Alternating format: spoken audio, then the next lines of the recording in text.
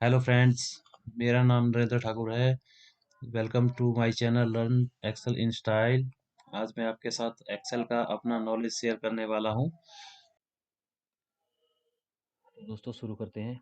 आज हम बात करने वाले हैं एक्सेल के एक बहुत ही इंपॉर्टेंट और बहुत ज़्यादा यूज़ करने वाले फंक्शन वीलुकअप की। वीलुकअप का यूज़ हम वहाँ पे करते हैं जब हमें कोई डाटा किसी वर्टिकल रेंज में सर्च करना होता है, तो वहाँ पे हम लुकअप का यूज़ करते हैं। दोस्तों कई बार हमें बहुत सारे टेबल, बहुत सारे डाटा में से किसी पार्टिकुलर वैल्यू को सर्च करना होता है। अगर हम उस वैल्यू को मैन्युअली सर्च करेंगे तो उसमें बहुत ज़्यादा टाइम लग जाता है, जिसे हम वीलुकअप की मदद से कुछ ही सेकेंड्स में आसानी से सर्च कर सकते हैं। तो सबसे पहले वीलुकअप को यूज़ करने से पहले हमें चार चीज़ें इसकी क्लियर होनी चाहिए कि हम इसमें क्या सर्च करने वाले हैं, और जो सर्च करने वाले हैं उसको किस रेंज में किस टेबल में सर्च करना है। और अगर हमें वो वैल्यू उस टेबल में मिल जाती है तो उसके बाद हमें उस वैल्यू से रिलेटेड क्या इन्फॉर्मेशन चाहिए, और वो इन्फॉर्मेशन आपकी एग्जैक्ट मैच होनी चाहिए या अप्रोक्स मैच होनी चाहिए। ये चीज़ें हमें वीलुकअप के फार्मूलाज में डिफाइन करते हैं।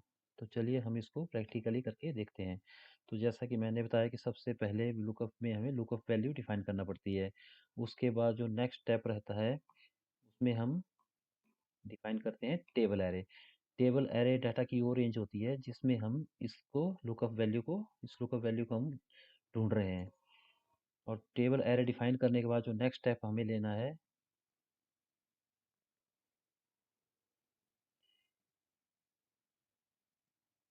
उसमें हम कॉलम इंडेक्स नंबर मीन्स कि जब हमने इसकी लुकअप वैल्यू डिफाइन कर दी, उसके बाद वो रेंज हमने सेलेक्ट कर ली जिस रेंज में हमें वो लुकअप वैल्यू ढूंढनी है। उसके बाद उस वैल्यू से रिलेटेड हमें क्या इन्फॉर्मेशन चाहिए और वो इन्फॉर्मेशन कौन से कॉलम में है, वो कॉलम नंबर हमें इसमें डिफाइन करना पड़ता है। इसको जब हम प्रैक्टिकली यूज़ करेंगे तो आपको ये चीज़ ज़्यादा क्लियर हो जाएगी। उसके बाद जो नेक्स्ट स्टेप होता है उसका वो होता है कि हमें ट्रू वैल्यू चाहिए, फॉल्स वैल्यू चाहिए। जब हमें डाटा की एग्जैक्ट मैच करना है तो उस केस में फॉल्स हमें इसमें फॉल्स देना है फार्मूलाज में, अदरवाइज ट्रू। और फॉल्स की जगह पे हम जीरो का यूज़ कर सकते हैं और ट्रू के लिए हम वन का यूज़ कर सकते हैं। तो दोस्तों जब भी हम लुकअप यूज़ करते हैं तो जो फार्मूला हम यूज़ करेंगे वो फार्मूला इस प्रकार से रहेगा।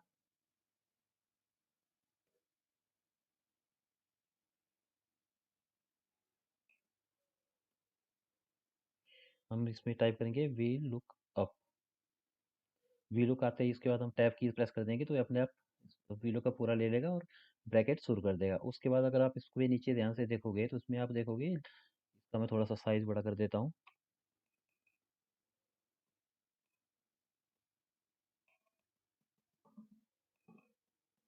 साइज बड़ा हो नहीं रहा है, पता नहीं क्या इशू है इसमें।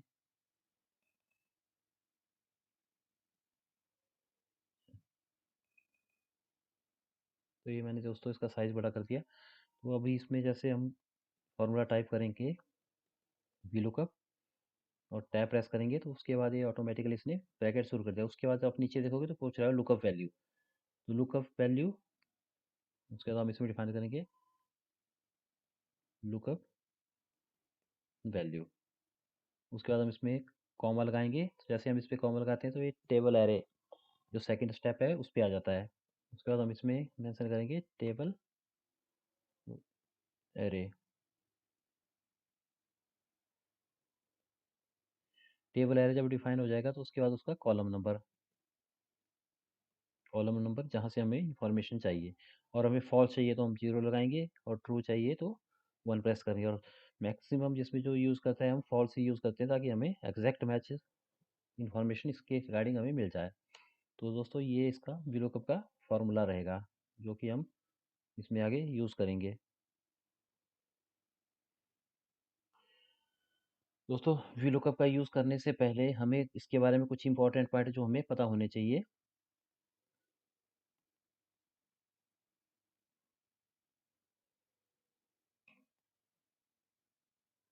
सबसे पहले है वीलुकअप जो है वो डाटा को लेफ्ट टू राइट सर्च करता है। तो इसका मतलब जब भी हम किसी पर्टिकुलर डाटा में किसी टेबल में वीलुकअप का यूज़ करेंगे तो जो भी इंफॉर्मेशन हमें चाहिए वो आपके राइट में होनी चाहिए, लेफ्ट में नहीं, क्योंकि लुकअप लेफ्ट का डाटा सर्च नहीं करता है। राइट। उसके बाद जो नेक्स्ट रहेगा यूनिक इन्फॉर्मेशन। लुकअप जो है हमें एग्जैक्ट इन्फॉर्मेशन तभी प्रोवाइड करता है जब आपका जो टेबल हो यूनिक होना चाहिए, उसमें कोई भी वैल्यू जो है उसका डुप्लीकेट नहीं होना चाहिए। अगर उसका डुप्लीकेट उस वैल्यू में, उस टेबल में मिलेगा, तो वीलुकअप हमें सही रिजल्ट नहीं देगा। और थर्ड जो पॉइंट है, वर्टिकली डिजाइन डाटा। वीलुकअप में जो डाटा है वो ऊपर से नीचे की तरफ अरेंज किया होना चाहिए, वहीं पे हम इसका यूज़ कर सकते हैं।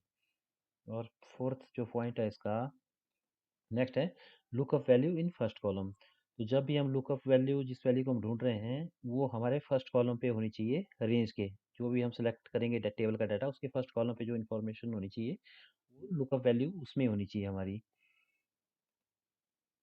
और नेक्स्ट जो इम्पोर्टेंट पॉइंट है, लुकअप वैल्यू जो केस सेंसिटिव नहीं है। चाहे हम इसमें स्मॉल में लिखे अल्फ़ाबेट्स में या कैपिटल अल्फ़ाबेट्स में लिखे, वीलुकअप फंक्शन जो है हमारा वो काम करेगा। तो चलिए दोस्तों, अब हम इसको एक एग्जांपल के साथ समझते हैं, उससे चीज़ें ज़्यादा क्लियर होंगी। तो लुकअप दो तरह के होते हैं, एक स्टैंडर्ड वीलुकअप होता है और एक होता है डायनामिक वीलुकअप। दोस्तों हम पहले स्टैंडर्ड वीलुकअप की बात करते हैं। स्टैंडर्ड वीलुकअप मतलब सिंपल इन्फॉर्मेशन है, उसमें हमें जस्ट सिंपल सी इन्फॉर्मेशन चाहिए। तो जैसे दोस्तों इस टेबल में आप देख रहे होगे, नीचे कुछ इंप्लॉयज़ के नाम दे रखे हैं और आगे उनकी सैलरी दी हुई है। अब हमें यहाँ पे सी फोर कॉलम पे हमें इनकी सैलरी लेके आनी है। जैसे यहाँ पे हमने नाम टाइप किया हुआ अजय, अब हमें पता करना है कि अजय की सैलरी क्या है। तो कैसे पता होगी? अगर हम इसमें मैन्युअली सर्च करेंगे तो अजय कहाँ पे है? अजय ये है C14 पे। तो इसकी सैलरी क्या है? 24,000। दोस्तों क्योंकि यहाँ पे डाटा थोड़ा है, तो इसमें हमने इसको आसानी से सर्च कर लिया कि अजय की सैलरी 24,000 है।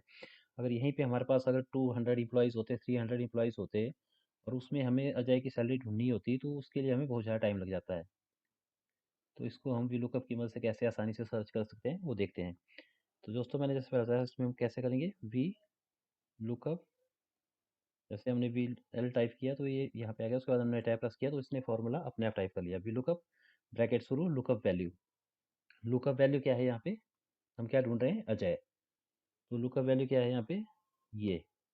हम यहाँ पे अजय नहीं लिखेंगे, इसमें B4 पे ही कॉलम को ही हम सेलेक्ट कर लेंगे क्योंकि उसमें अजय लिखा हुआ है। उसके बाद हम इसमें कॉमा लगाएंगे। उसके बाद पूछता है टेबल एरे। जैसा कि मैंने बताया था कि हमने यहाँ पे टेबल की रेंज देनी है कि किस टेबल में आपको ये डाटा ढूंढना है। तो हमने ये डाटा ढूंढना है यहाँ से B8 से और B19 तक। यहाँ एक बात ध्यान ये रखनी है कि हम ढूंढ रहे हैं किसको? अजय को। तो अजय कहाँ पे है, कौन से कॉलम पे है नाम इम्प्लॉयज़ के? बी कॉलम पे है। तो हमारा जो पहला कॉलम होना चाहिए, कौन सा होना चाहिए? बी होना चाहिए। तो हमने अपनी जो रेंज जो है वो यहाँ से शुरू की है, बी से ही। अगर यहाँ पे हमारे पास सीरियल नंबर भी होते,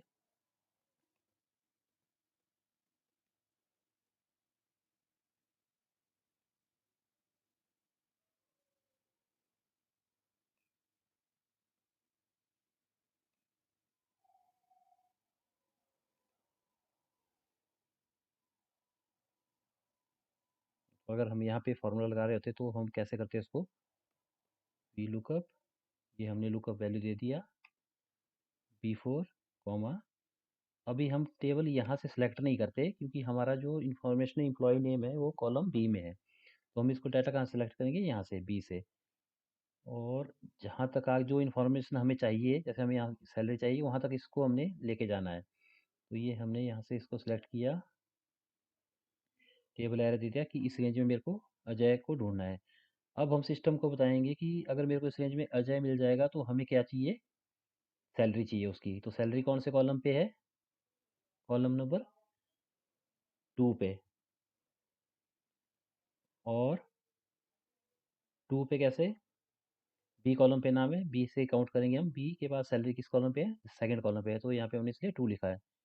उसके बाद कॉमा, और एग्जैक्ट मैच के लिए मैंने बताया था आपको 0 देना है हमेशा।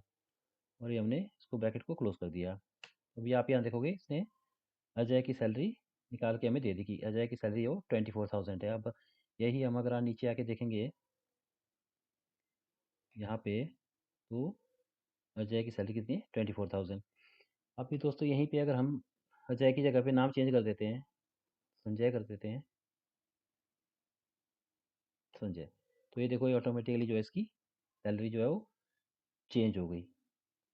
अब संजय की सैलरी यहाँ कितनी आ रही है, 18,000। तो यहाँ देखिए संजय की सैलरी कितनी है, 18,000। तो दोस्तों इस तरीके से आप इसको फॉर्मूला को यूज़ कर सकते हैं।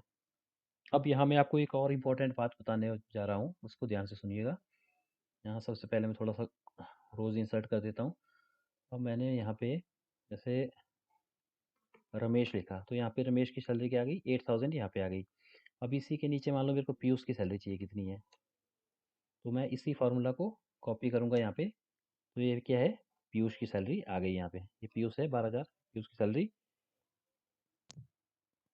12,000 यहाँ पे आ गई आपकी। अभी अगर मैं यहाँ पे पीयूष को यहाँ पहले ऊपर कर देता हूँ और मैं रमेश को नीचे कर देता हूँ, तो इसने क्या किया, रमेश का क्या किया इसने, एन ए कर दिया कि इसको रमेश नहीं मिला। अब आप बोलोगे कि रमेश तो यहाँ नीचे है, 1 नंबर 12 नंबर रो पे, तो इसने यहाँ पे एन ए क्यों दिया। तो दोस्तों ये मैं आपको बताता हूँ, जरा ध्यान से देखिएगा। जब मैंने यहाँ पे इस फार्मूला लगाया था, तो इसकी रेंज देखिए क्या आ रही है, B12 से B23, तो ये पूरा डाटा सिलेक्टेड है। जब मैं रमेश पे, इस पे मैं अगर इसको F2 करके इसका हम फार्मूला देखेंगे, फंक्शन F2 से ये फार्मूला आ गया, तो यहाँ पे इसने क्या किया, रमेश को रेंज से बाहर कर दिया। रमेश, ये हुआ क्यों, क्योंकि जैसे ही मैंने फार्मूला ऊपर से कॉपी नीचे किया, उसकी रेंज भी ऑटोमेटिकली आपकी नीचे चली गई। तो इस चीज़ को कैसे हम फ्रीज कर सकते हैं, इसके लिए दोस्तों हम यूज़ करते हैं डॉलर्स का। तो डॉलर्स को जब भी हमने किसी रो या कॉलम को फ्रीज करना होता है, तो उसमें हम डॉलर का यूज़ करते हैं। तो फॉर एग्जांपल यहाँ पे हमारे पास, अगर यहाँ पे आप देखोगे तो C4 कॉलम है। C क्या है, कॉलम को रिप्रेजेंट कर रहा है, और 4 जो है वो रो को रिप्रेजेंट कर रहा है। अगर हमने रो को फ्रीज करना है, तो हम इसके रो के आगे डॉलर लगाएंगे, और अगर C को फ्रीज करना है, कॉलम को फ्रीज करना है, तो कॉलम के आगे हम डॉलर लगा देंगे। अगर दोनों के आगे डॉलर लगा, इट मीन्स ये दोनों फ्रीज है। अगर इस डाटा को मैं जैसे नीचे कॉपी करता हूँ, तो देखिए ये C4 पे ही रहा, क्योंकि दोनों मैंने यहाँ पे फ्रीज कर रखे हैं। अब यहाँ पे देखिए, यहाँ भी वही उसी सेल को सिलेक्ट कर रहा है, यहाँ भी उसी को सेल को सिलेक्ट कर रहा है। अगर मैं इसको बिना फ्रीज किए मूव करता हूँ, तो ये देखिए यहाँ इसने ये भी मूव हो गया, रेंज भी मूव हो गई, और ये ऊपर आया तो ऊपर वाला सेल लिया, नीचे आया तो नीचे वाला सेल लिया। तो यहाँ पे हमने इसको सिलेक्ट नहीं किया था। अब तीसरा एग्जाम्पल देखते हैं। यहाँ पे हम चार रो को फ्रीज करते हैं, नंबर्स को फ्रीज करते हैं। इसको हम F4 से कर सकते हैं, जैसे हमने F4 प्रेस किया, कंट्रोल फंक्शन F4, तो इसने दोनों को फ्रीज कर दिया। फंक्शन F4 दोबारा प्रेस करोगे तो ये रो को फ्रीज करेगा, फिर दोबारा प्रेस करोगे तो कॉलम को फ्रीज करेगा, फिर दोबारा F4 प्रेस करोगे तो ये नॉर्मल आ जाएगा हमारा। तो हमने यहाँ पे किसको फ्रीज करना है, रो को। तो एक बार प्रेस किया, दूसरी बार प्रेस किया, तो ये मेरी रो फ्रीज हो गई। अब अगर मैं इसको नीचे लाऊंगा, तो आप देखोगे कि मेरी रो वहीं की है, 12,000 C4, यहाँ भी 12,000 C4। पर जब मैं इसको कॉलमर की बाईं तरफ मूव करूंगा, दाईं तरफ मूव करूंगा, तो ये देखो क्या हुआ, इसने कॉलम मूव कर दिया। यहाँ पे ये C पे था, C4 पे था, यहाँ पे ये किस पे आ गया, D4 पे आ गया। इसने रो की मूवमेंट को फ्रीज कर दिया, पर कॉलम की मूवमेंट आपकी फ्रीज नहीं हुई, वो अभी भी मूव कर रहा है। तो ये तो हमें पोजीशन को देख के, सिचुएशन को देख के डिसाइड करना होता है कि हमें रो फ्रीज करनी है, कॉलम फ्रीज करना है, या दोनों को फ्रीज करना है।